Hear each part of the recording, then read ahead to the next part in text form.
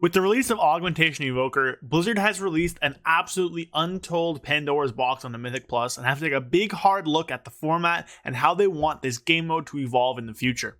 So what am I talking about exactly? Well, I'm talking about Augmentation Evoker. Now, I've done a few different videos on Augmentation Evoker by now, and also the Exodia comp. So, if you want to check those out, go check them out. Some stuff there. But today, I actually want to take a different approach and talk about support specs in general and how they affect Mythic Plus. Now, there's a few things in this video that I'll go over, but if you enjoy it, hit the like button, follow, hit the subscribe button, drop a comment, all that stuff. Help support me, help spread the video. Pushing for 10K by the end of the year. Hopefully we can get there.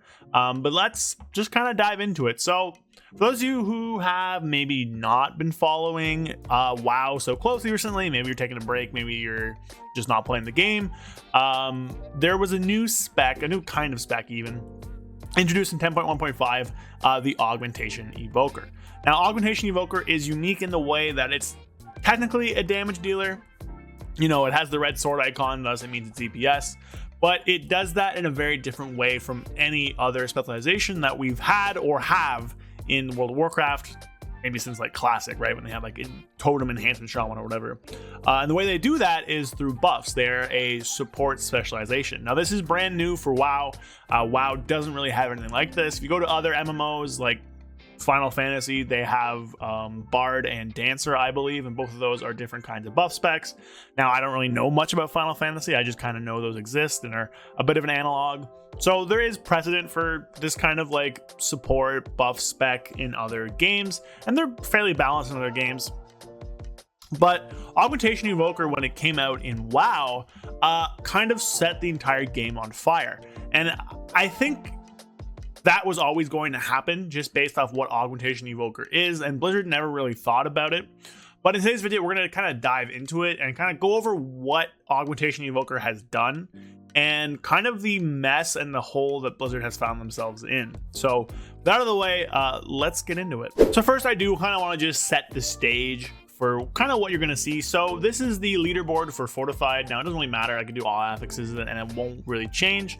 And you can see that Augmentation Evoker is in all of them. Now, to be fair, Holy Paladin, Bear, Shadow Priest, and Fire Mage is also in all of these keys. That's called the Exodia God comp. It has been nerfed. It is still probably one of the best comps. I didn't really make a video on it, but they did end up nerfing all 5 of these specs.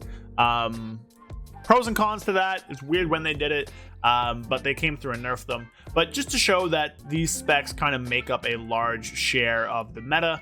You're kind of going to see them in all the top keys. These are all 30s, all 29s. So Augmentation Evoker is very, very common. You can see it's just all Aug, boom, all the God comp, all Exodia, all the way down. There's so many of them. It's just all Exodia. Even the ones that aren't Exodia, we're starting to get to now, still have Augmentation Evoker. So Augmentation Evoker, very, very common. Again, not going to go out here and say that the other 4 specs aren't also crazy and busted and whatever, but again, this is not Augmentation Evoker. Now, if we hop over to like Warcraft logs or something and look at the raid, so this is the raid before Augmentation Evoker's nerf recently, 95th percentile, Mythic, yada yada yada. You can see they're very, very powerful. Now, again, they were nerfed. They're doing a bit worse this time. They're still very good, but definitely down from where they were before. This is also has like, I think 2 days, 1 day of data, so take this with a grain of salt. But Augmentation Evoker, very, very powerful in raid as well. So what's up with that? So Augmentation Evoker, again, new kind of spec, DPS spec, buff spec, and it's come in and it's kind of just taken over the meta and the entire game, as you can see by those things. So there's some reasons for this, and I think more so in Mythic Plus, it's going to be an issue. Now in Raid, you have a lot of other specs, and we'll see how busted it's going to get. I'm a little worried about what like World First comps are going to do, but that's not that big of a deal. There's 20 people in your Raid. There's a lot more room for other things.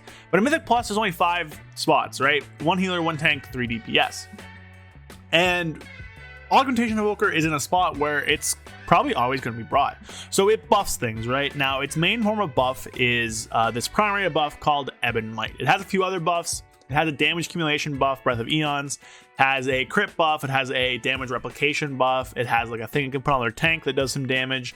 And then it also has a verse buff from their mastery. and then finally it has a small, just extra damage buff whenever they use Fire Breath. But the main one is going to be Evan Might.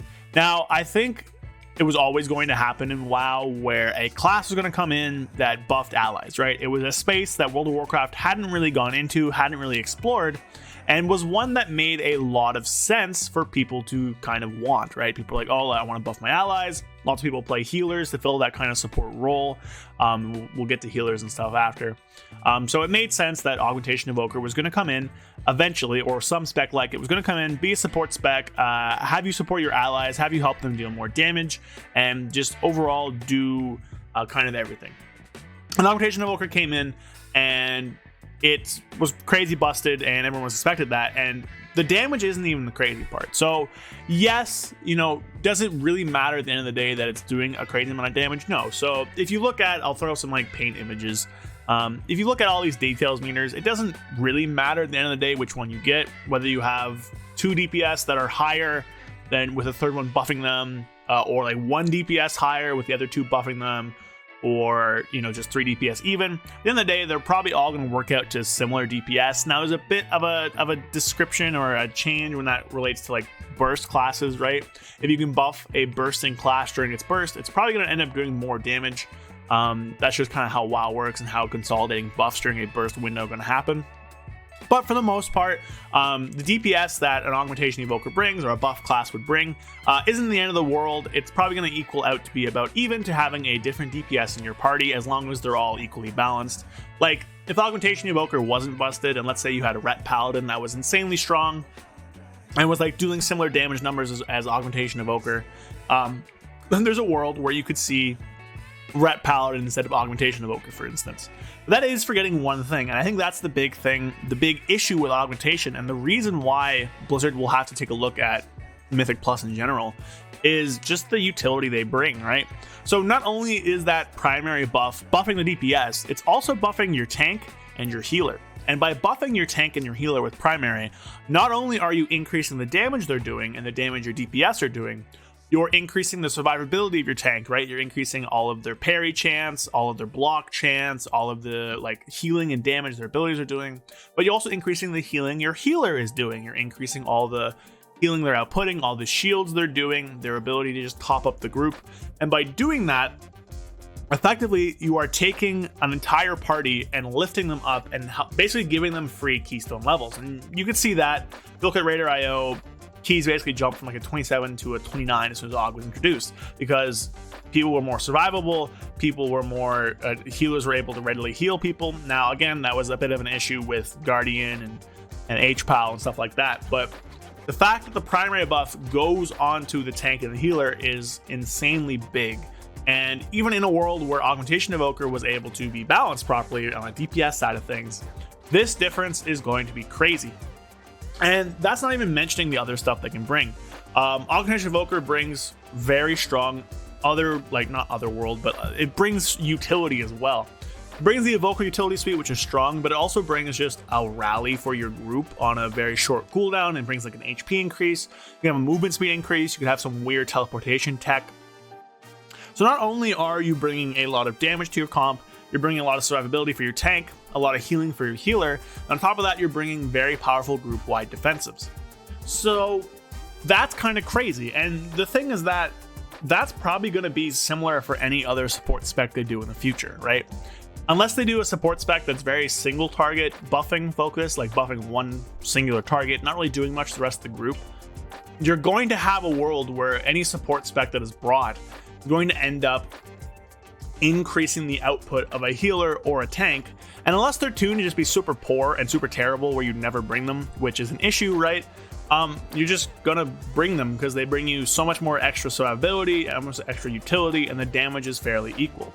Now again, if Augmentation or any future support specs are nerfed to the ground and bring such little buffs that doesn't really matter, then yes, there will reach a point where eventually you will drop them. But with the damage and the utility they bring, and the survivability they bring, there's not really a world where you're not going to bring an Augmentation Evoker. And I think that's probably a really big issue. DPS are the most common role in the game, right? It's the largest percentage of the population plays DPS, and that's fine. But when you limit a Mythic Plus group by removing a role, and the same thing happened for healers, right? Now, I think Blizzard needs to take a look at healing and figure out what they want healing to do with Mythic Plus, but I'm not a healer channel, so I'm not going to touch on that, but that is also an issue. When you take the 3 DPS per key and you just slash that by 1, all of a sudden, way more people are being denied keys, and they're not going to be able to find room for that. So what is like a solution here, right? Now, the solution, I think, is to introduce a new role to the game, a support role, just so that it's not like, oh, we need 3 DPS and one of them's an Augmentation Evoker. And to do that, there's a few different solutions. Now, you could have 6-man dungeon content, but that could be pretty difficult to get around it. It's hard enough as it is for a lot of people to get groups together to get 5 people, but adding a support spec, adding more support roles, I think is going to go a little bit of a way to kind of alleviating the issue that Augmentation Evoker and support specs in general in WoW have, right?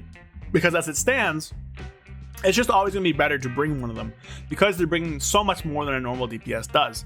So there's going to be a weird balancing act they have to try and do if they don't do this. But I think a future for Mythic Plus is going to be adding an extra slot, right? Making it 6-man content, having it be a support spec in there, just to kind of smooth things out. And I think having this will help alleviate some issues people are having with the spec. They could also just make it 2 DPS, 1 support, 1 healer, 1 tank, and just add a bunch more support specs. That would be fine too. I could see it going either way. But they just need to make this its own role. They don't need to have it be a DPS role. Just make it its own role, and I think it'll be much better for the game as a whole. Now, again, there's a lot of different ways they could, a lot of different things that could happen here, but I think this should happen to help fix the game. So that's kind of what I want to talk about today. Just a bit of a discussion, bit of a podcasty kind of video. But I want to know you guys' thoughts. So what do you think? Do you think that this needs to happen? Do you think that Augmentation Evoker and support specs in WoW are fine?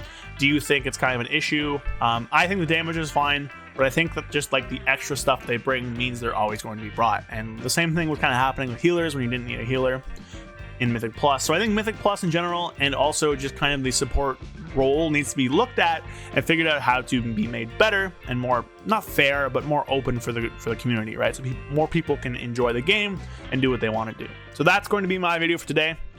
Hope you guys enjoyed. I will be camping next week, so this comes out the Friday. I'll be gone Sunday through Wednesday. Should have a video Monday, but no streams next week for the most part besides Thursday. Hope you guys enjoy your weekend. Hope you guys enjoyed the video, but I want to know, what do you think about augmentation and support in general? Do you think Mythic Plus is fine with them as is? Do you think a support role should be made? Do you think there should be 6-man Mythic Plus? Let me know, and hope you guys enjoyed the video. Catch you guys next time. Peace. A big thank you to my channel members, 121, Payne, Andrew Kunel, Joshua O'Connell, Brad Wisniak, Zuligan, James, Oxclamation, It's Bulk, Flapjack67, Angelo, and Spaghetti. A big shout out to all you guys. Thank you guys so much for all the help. If you want to become a channel member and help support me, maybe make better and better videos, or just work on getting new stuff out, you also get exclusive perks, exclusive access to parts of my Discord, exclusive access to VOD review, some scripts, exclusive emotes, stuff like that. And then consider following the link in the description, become a channel member, and helping me out. Of course, you don't have to, but I really appreciate it. Anyways, thank you for watching the video, and I'll see you guys next time. Peace.